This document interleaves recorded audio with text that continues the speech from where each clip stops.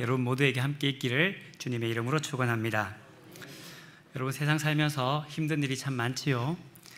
우리 현대인들 가운데 힘든 일이 많은데 그 중에 요즘 많이 힘들어하는 것 중에 하나가 관계입니다. 인간관계에 대한 문제들이 우리 모두에게 있습니다. 세대 간의 갈등에 문제도 있고, 남녀 간의 갈등에 문제도 있고, 생각의 차이의 갈등이 참 많이 있는 것 같습니다. 그래서 서점에 가보면 인간관계를, 사람과의 관계를 어떻게 하면 잘할 수 있을까에 대한 책들이 많이 있는데요, 몇 년 전에 굉장히 유명한 책, 사람들이 많이 읽은 책이 있습니다. 미움받을 용기라는.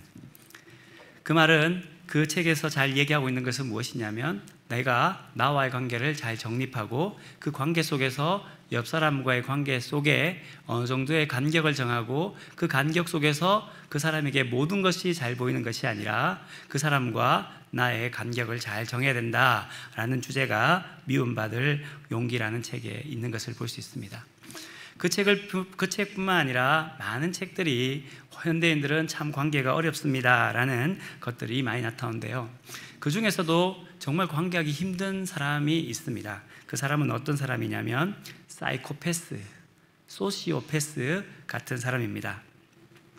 사이코패스, 소시오패스 같은 사람은 공감 능력 자체가 없는 사람입니다.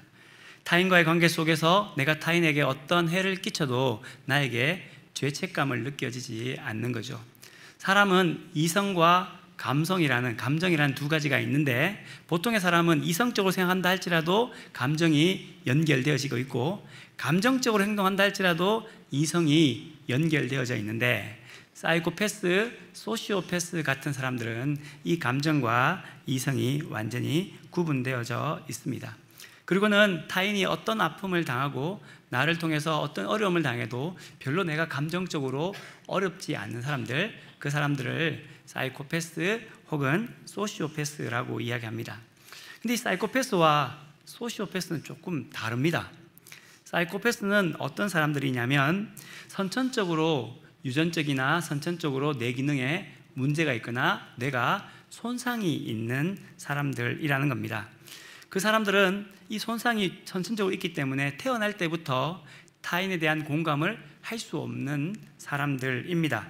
겉으로는 그냥 보기에는 매력적으로 보이고 겉으로 보기에는 멀쩡해 보입니다. 하지만 정작 사람과의 관계 속에 들어가면 그 사람과 나와의, 사람과 사람의 관계를 할 수 없는 사람들, 그러니까 자기가 어떻게 가해를 해도 그냥 즐겁고 행복할 뿐이지 그 사람의 아픔이 나에게 전달되지 않는 사람들을 사이코패스라고 이야기합니다.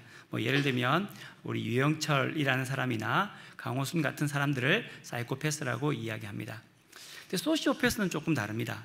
사이코패스가 선천적으로 이 뇌 쪽의 기능에, 사람의 심상에 문제가 있는 사람들이라면, 소시오패스는 후천적, 즉 사회적인 환경에 의해서 심상이 깨어진 사람들, 자기의 삶이 깨어진 사람들을 이야기를 합니다. 예를 들면 어릴 때 많은 학대를 받았다든지, 어릴 때 방임되어졌다든지, 나쁜 환경에 속해져 있는 사람들이 그 환경적인 요인으로 말미암아 자기의 심상이 깨어지게 되었고, 그 깨어짐으로 말미암아 그 사람은 타인과의 관계를 올바로 할 수가 없다는 거죠.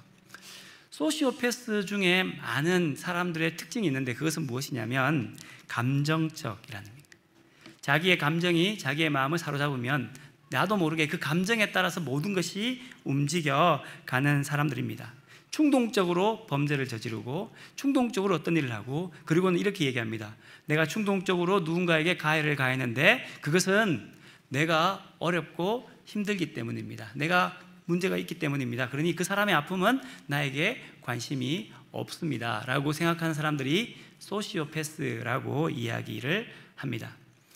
한국 사회는 이 소시오패가 원래 없는 사회였는데 20년, 30년의 시간을 지나면서 점점 소시오패스가 많아지는 사회로 바뀌어져 가고 있다고 심리학자들은 이야기합니다. 그리고 왜 우리나라에는 예전에는 소시오패스가 별로 없었을까?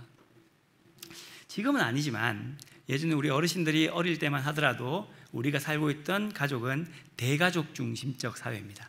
할아버지가 계시고 아버지가 계시고 아들이 있었어요.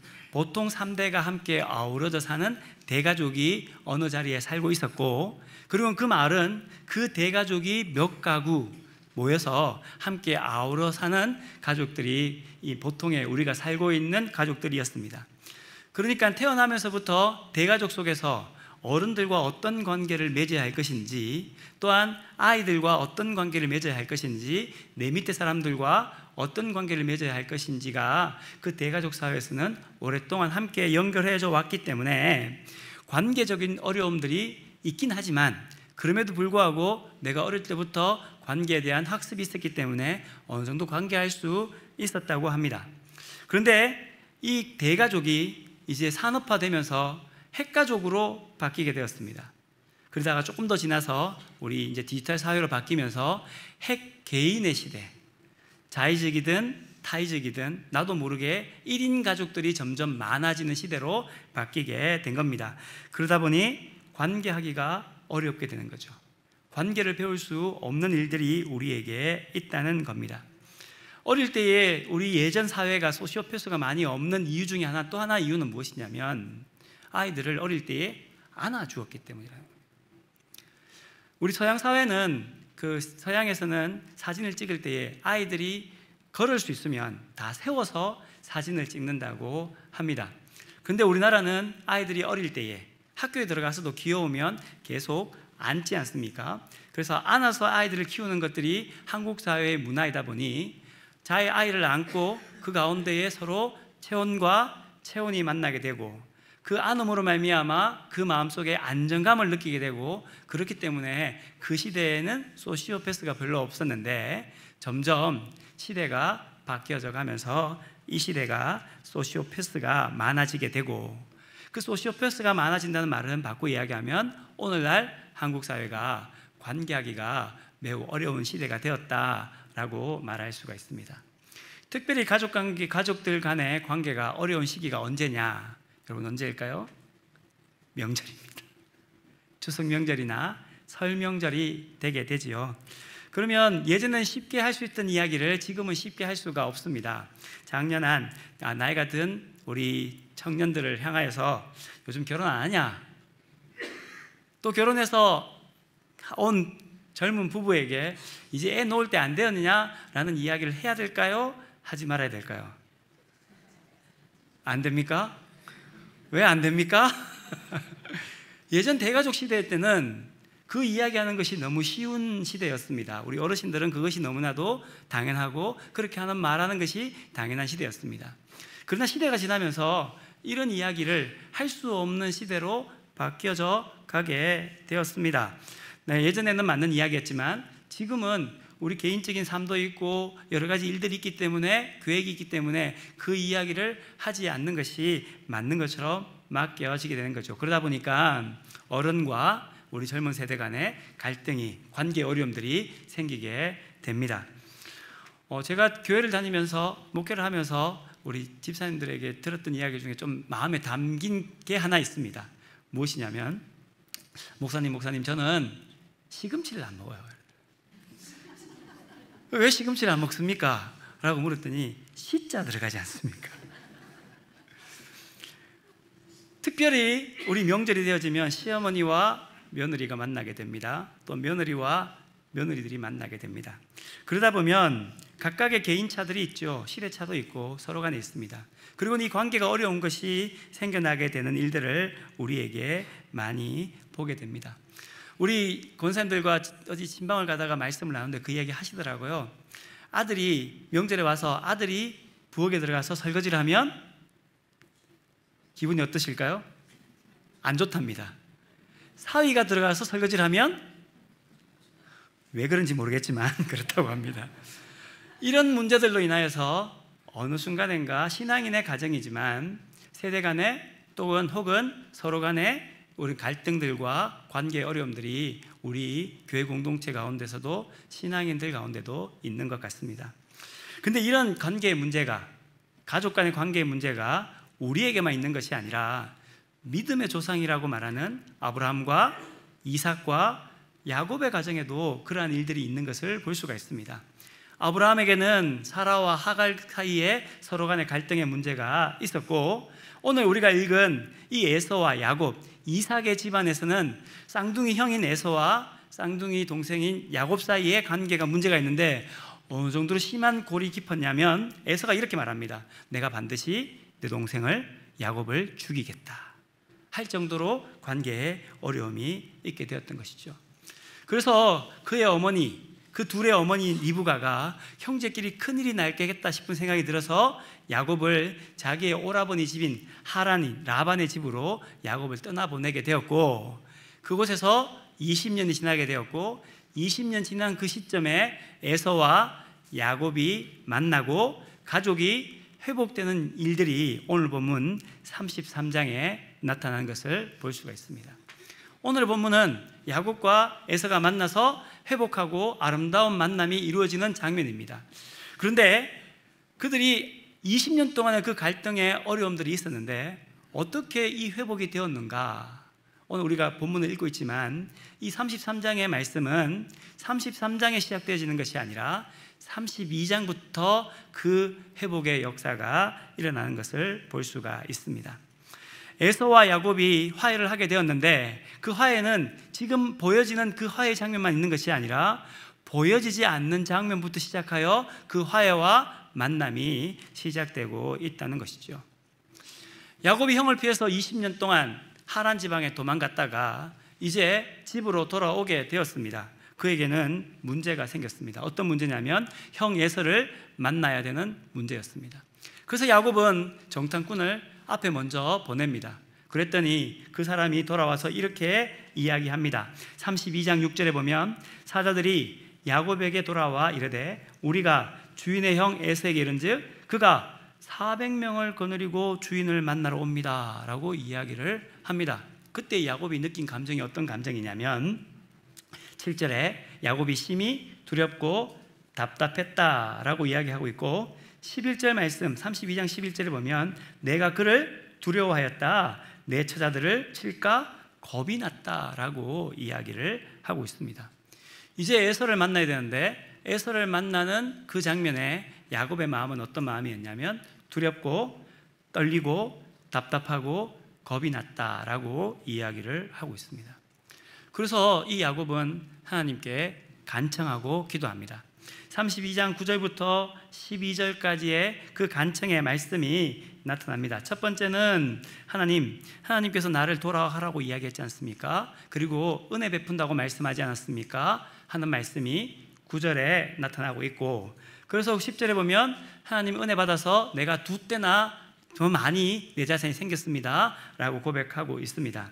그리고 마지막 세 번째의 간구가 이제 내 형의 손에서 에서의 손에서 나를 건져 주십시오 라고 기도를 간구를 하고 있는 겁니다. 그때 그 기도를 들은 하나님께서 야곱에게 이렇게 답합니다. 12절 말씀에 보면 주께서 말씀하시기를 내가 반드시 내게 은혜를 베풀어 내 시로 바다에 셀 수 없는 모래와 같이 많게 하겠다라고 하나님께서 약속하셨다는 겁니다. 야곱에게 은혜를 베푼다는 것이죠. 자, 그러면 야곱이 에서를 만나는 어려움이 있습니다. 그가 400명을 데리고 그를 치러 오는 것처럼 보입니다. 겁이 나고 두렵고 답답합니다. 하나님이 은혜를 베풉니다. 어떤 은혜를 베풀어야 될까요? 어떤 은혜가 그에게 있어야 되겠습니까? 하나님의 군대가 짠 하고 나타나서 에서의 군대를 물리치는 은혜가 그에게 있어야 되지 않겠습니까? 아니면 하나님의 구름이 에서의 군대를 딱 막아서 에서의 군대가 어디로 갈지 몰라서 흩어지는 일들이 그에게 있는 것이 은혜이지 않습니까? 그런데 하나님께서 야곱에게 베푸신 은혜는 그런 은혜가 아니었습니다. 야곱이 꾀를 내어서 그의 떼를 4부분으로 나누고 난 뒤 먼저 다들 야복강을 건너게 합니다. 그리고는 야곱이 야복 나루에 있습니다. 그리고는 하나님의 사자를 만나 씨름합니다.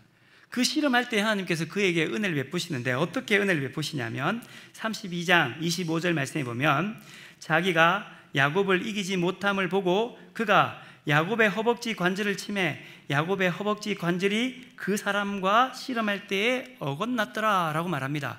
은혜를 베푸는데 그 은혜가 어떤 은혜냐면 허벅지 관절을 치는 은혜를 베풀게 되었습니다. 그 결과가 어떻게 나타나냐면 32장 31절 이렇게 말합니다. 그가 분이엘을 지날 때에 해가 돋았고 그의 허벅다리로 말미암아 절었다라고 말합니다. 하나님께서 은혜를 베푸시겠다라고 말씀하셨는데 그 은혜가 어떤 은혜냐면 허벅지 관절을 치는 은혜였고 허벅지 관절을 침으로 말미암아 그에게 나타난 결과는 무엇이냐면 그가 걸을 때에 절었다라고 이야기를 하고 있습니다. 그의 힘의 근원이 끊어지게 되었던 것이죠. 그것을 영적으로 이야기하면 야곱은 자기의 힘으로 자기의 인생을 살아가려고 했던 사람입니다. 자기가 가지고 있는 힘의 근원을 가지고 자기의 일을 해결하려고 했던 사람입니다. 그런데 하나님께서 그 힘의 근원을 치셨던 겁니다. 그 힘의 근원이 없어져서 절게 되었던 것이죠. 하나님께서 에서와의 그 관계 회복을 위하여 야곱에게 은혜를 베푸시는데 그 은혜의 시작은 무엇이냐면 그 야곱의 힘의 근원을 죽이는 것, 즉 자아를 죽이는 은혜가 그에게 먼저 있게 되는 겁니다.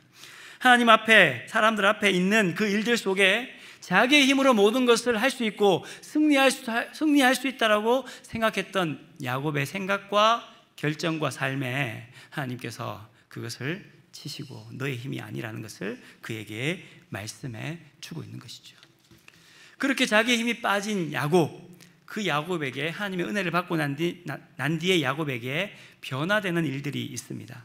오늘 그 변화가 어떻게 나타나냐면 오늘 보면 33장에 그 변화가 나타납니다.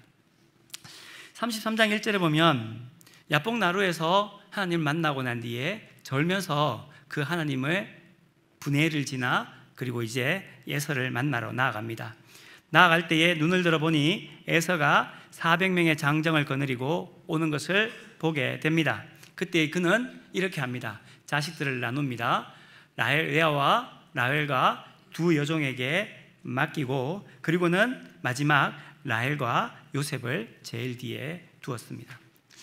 지금까지 보면 앞에서 했던 야곱의 모습이나 뒤에 지금 하나님으로부터 은혜 받은 야곱의 모습이 별반 다를 바가 없는 것 같습니다. 에서가 쳐들어온다는 이야기를 들었을 때 야곱이 했던 방식이 32장 7절에 나오는데 이렇게 나옵니다. 한 동행자와 양과 소와 낙타를 두 떼로 나누고 이르되 에서가 와서 한 떼를 치면 남은 한 떼는 피하리라 라고 그가 계획을 짭니다. 그뿐 아니라 야복나루에 섰을 때에도 그의 가족들을 먼저 다 보내고 22절 말씀에 보면 밤에 일어나 두 아내와 두 여종과 11 아들을 인도하여 야복나루를 보내고 그리고는 24절에 야곱이 홀로 남았다라고 이야기를 해주고 있습니다. 야곱이 에서를 만날 때 준비를 잘 한 거죠. 마찬가지로 33장에도 똑같이 준비하는 것처럼 보입니다. 그런데 32장의 야곱의 모습과 야복나루에서 하나님의 은혜를 받은 33장의 야곱의 모습이 다른 것이 한 가지 있습니다. 그것이 무엇이냐면 야복나루에서는 다 건너가고 야곱이 맨 뒤에 남았는데 33장에 보면 그가 네 명의 자녀들로 나누고 난 뒤에 하는 일이 무엇이냐면 3절 말씀에 자기는 그들 앞에서 나아가되 32장 은혜를 받기 전에는 맨 뒤에 있었는데 33장 은혜를 받고 자아가 죽고 난 뒤에 그의 모습은 그가 자기가 가지고 있는 가족들보다 먼저 앞으로 나아가는 일들을 바라보게 됩니다. 지금까지의 야곱은 자기 중심적입니다. 두 떼로 나누었습니다. 한 떼가 에서가 치면 다른 한 떼는 피하면 나는 이 한 떼 가지고 살면 된다라고 생각하는 자기중심적 사고와 자기중심적 계획을 가지고 살았던 사람입니다. 가족들이 저 멀리부터 두 종의 아들, 두 종과 두 종의 아들 그리고 레아와 아들 그렇게 다 먼저 가더라도 내가 살고 있으면 괜찮다고 생각했던 사람이 야곱입니다. 그런데 하나님의 은혜를 받고 나니 그들보다 먼저 앞으로 나아갑니다. 그 다음 에서에게 이렇게 합니다. 몸을 7번 땅에 굽히며 그의 형 에서에게 가까이 갔다라고 이야기합니다. 몸을 7번 굽혔단 말은, 여기서 굽히다라는 말은 엎드렸다라는 말입니다. 그것을 7번 했다는 얘기는 무엇이냐면 완전히 그의 앞에서 굽어졌다, 완전히 그 앞에서 낮아졌다라는 의미입니다. 여러분, 야곱이 왜 지금 이 지경까지 있게 됩니까? 왜 야곱이 형 에서의 장자권을 빼앗으려고 했습니까? 왜 야곱이 하란 땅에서 라반과 20년 동안 그렇게 열심히 일을 하고 서로 속이고 속는 일들을 감당했습니까? 그 이유는 딱 한 가지입니다. 내가 높아지기 위해서요. 내가 장자권을 가지고 싶습니다.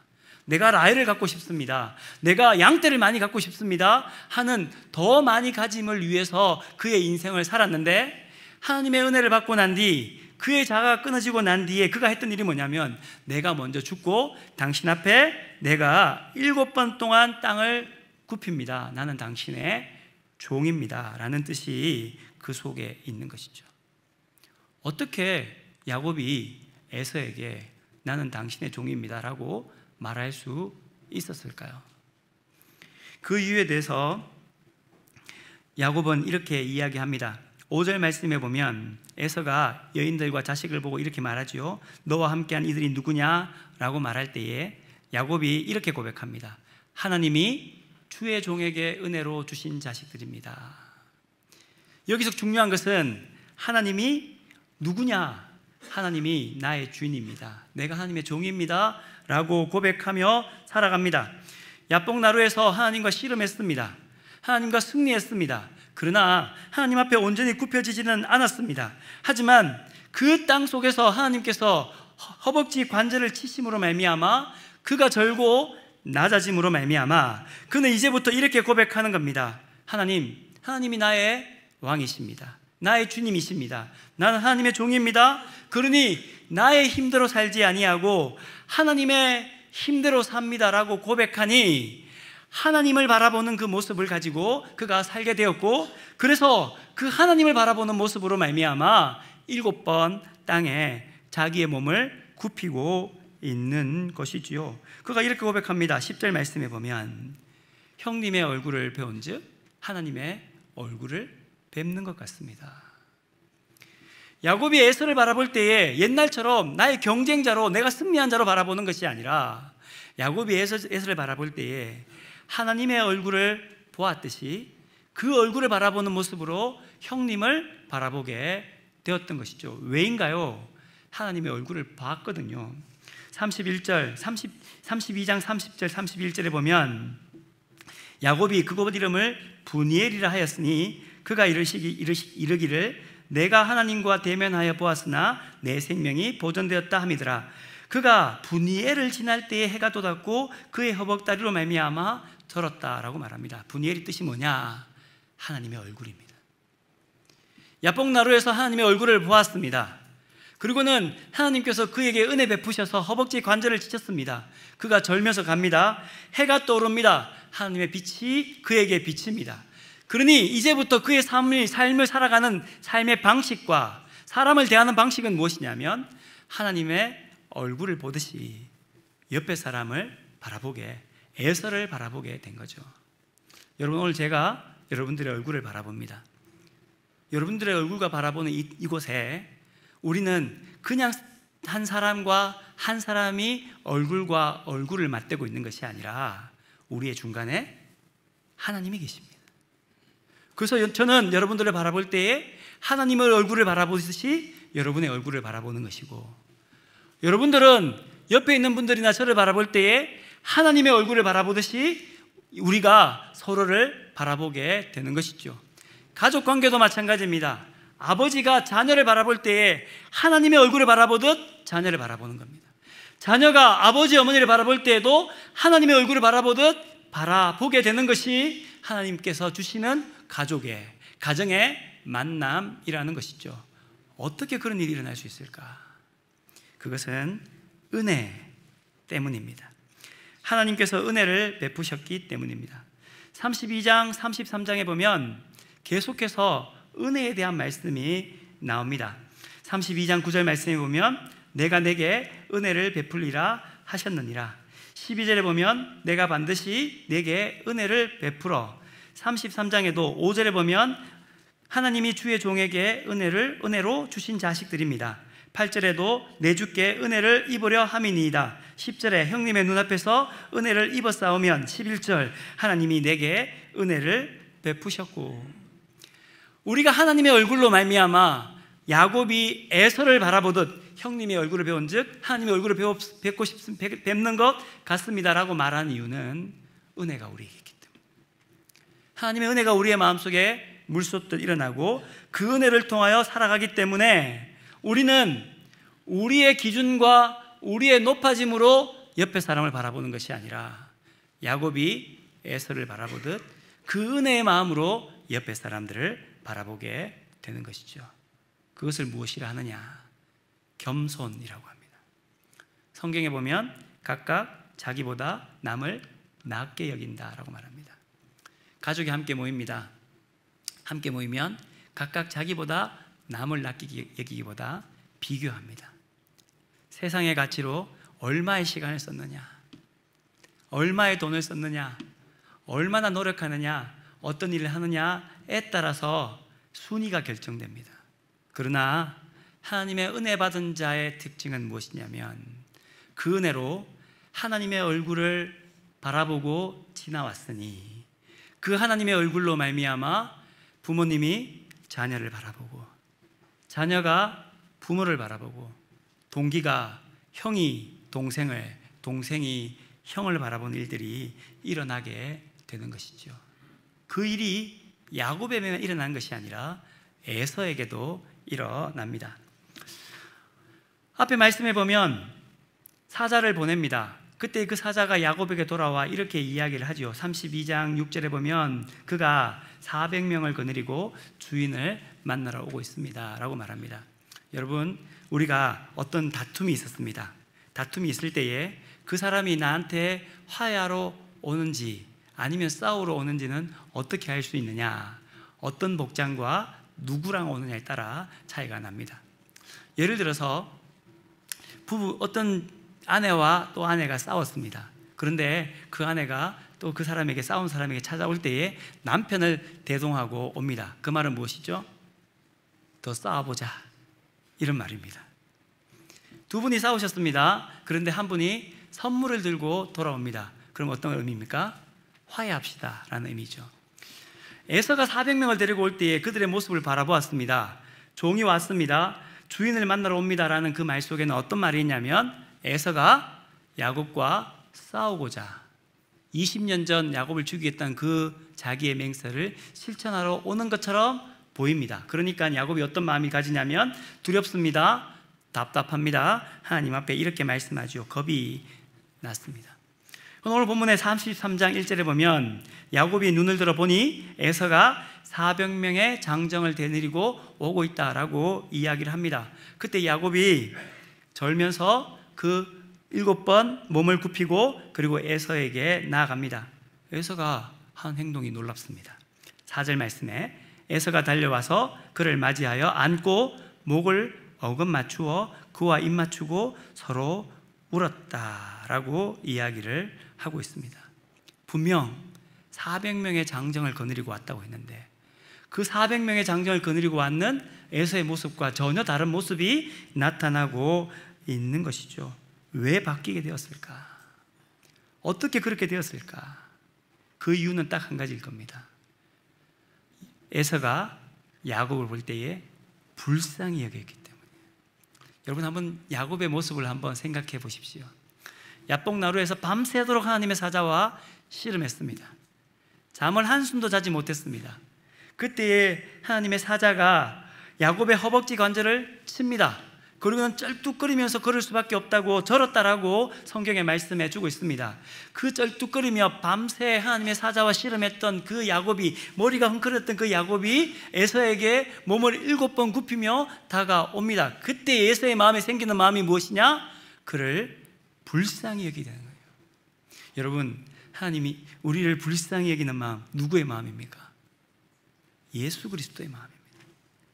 예수님께서 무리를 바라보실 때에 목자 없는 양 같은 그들을 바라보시며 그들을 측은히 여기셨다, 불쌍히 여기셨다라고 말씀합니다. 야곱이 기도하고 하나님의 은혜를 받은 그 야복나루의 분예를 지날 때에 야곱에게만 하나님의 은혜를 베풀어 주신 것이 아니라 에서에게도 하나님의 은혜를 베푸심으로 말미암아 에서의 눈에 하나님의 마음이 들려지게 하시고 그 마음으로 야곱을 불쌍히 여기게 되는 거예요. 그러니까 그를 맞이하고 목을 어긋 맞추고 달려가고 입을 맞추고 그렇게 하고 있는 겁니다. 원래 에서의 마음은 그렇지 않았습니다. 야, 너 내 장자권을 빼앗아갔지? 내가 20년 전에 그 마음을 지금까지 품고 있어. 내가 너의 가족과 모든 것을 몰살시킬 거야 라는 마음으로 그에게 다가왔지만 야곱을 바라보는 순간 너 이러려고 이랬냐? 너 이런 모습으로 살려고 내 장자권 뺏어갔냐? 내 축복권 뺏어갔냐? 너 이러려고 20년 동안 우리 아버지 이삭과 리브가의 마음에 못을 박았냐? 이렇게 바뀌었냐? 아이고 이 동생아 왜 이랬냐? 왜 이랬냐? 하는 그 불쌍한 마음으로 바뀌게 되었고 그 마음으로 말미암아 에서가 먼저 달려가 그를 맞이하고 안고 입을 맞추고 형제가 만나게 되는 거죠. 어떻게 가능할까요? 야곱이 이렇게 말합니다. 10절 말씀, 내가 형님의 얼굴을 배운즉 하나님의 얼굴을 뵙는 것 같습니다. 사랑하는 성도 여러분, 우리 추석 명절에 가족이 모입니다. 아버지와 어머니와 자녀가 모입니다. 형제가 모입니다. 동기간이 모입니다. 이 야곱의 고백이 오늘 우리의 고백이 되었으면 참 좋겠습니다. 형님의 얼굴을 배운즉 하나님의 얼굴을 뵙는 것 같습니다. 어떻게 가능할까요? 은혜가 있기 때문입니다. 하나님의 은혜가 우리의 마음속에 살아 역사하기 때문입니다. 사랑하는 성도 여러분, 이 추석 명절에 오늘 예배하는 모든 성도들 가정에 이 은혜가 함께 있기를 주님의 이름으로 축원합니다. 하나님의 얼굴이 보아지는 은혜가 있기를 주님의 이름으로 축원합니다. 하나님의 은혜가 나의 마음속에 가득한 은혜가 있기를 주님의 이름으로 축원합니다. 그리하여 우리의 눈에 그 은혜가 있음으로 말미암아 자녀가 그 은혜의 눈으로 아버지 어머니를 바라보고 아버지 어머니가 그 은혜의 눈으로 자녀를 바라보고 서로 다투고 싸우고 서로 시기하고 질투했던 형제가 있다면 그 형제들이 그 은혜의 눈으로 서로 바라봄으로 형님의 얼굴을 배운즉 하나님의 얼굴을 뵙는 것 같습니다 하는 이 사랑의 고백이 이 추석 명절 하나님의 교회의 모든 권속의 가정에 함께 있기를 주님의 이름으로 축원합니다. 오늘 말씀을 준비하면서 예전에 많이 불렀던, 제가 어릴 때 많이 불렀던 찬송의 가사가 생각이 났습니다. 날마다 숨쉬는 순간마다 라는 찬송인데요, 3절에 보면 이렇게 말합니다. 인생의 어려운 순간마다 주님의 약속 생각해보네. 내 마음속에 믿음 잃지 않고 말씀 속에 위로를 얻네. 주님의 도우심 바라보며 모든 어려움 이기도다. 흘러가는 순간순간마다 주님 약속 새겨봅니다. 우리 이 시간 이 찬송으로 함께 고백하겠습니다. 날마다 숨쉬는 순간마다 내 앞에 어려운 일 보내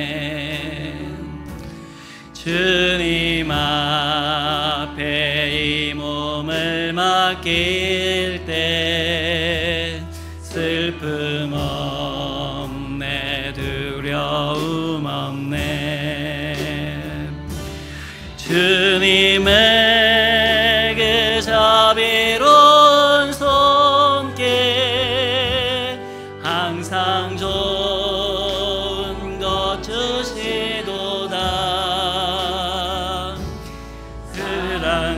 그랑스레 아픔과 기쁨을 수고와 평화와 안식을 날마다 주님 내 곁에 계셔 자비로 날 감싸주시네.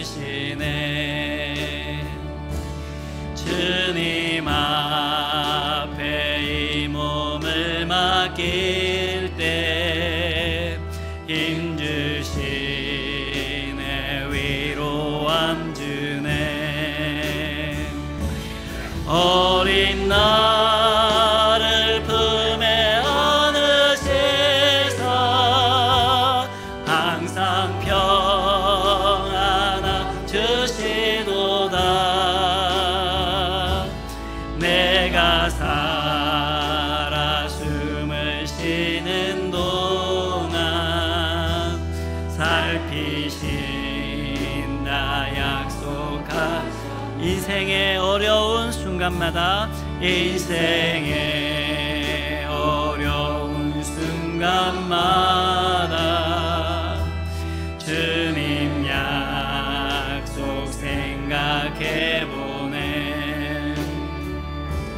내 맘속에 믿음 잃지 않고 말씀 속에 위로를 얻네 주님의 도우심 바라보며 모든 어려움이 기도다 흘러가는 순간순간마다 주님 약 다시 한번 우리 고백합시다 인생의 어려운 순간마다 인생의 어려운 순간마다 주님 약속 생각해보네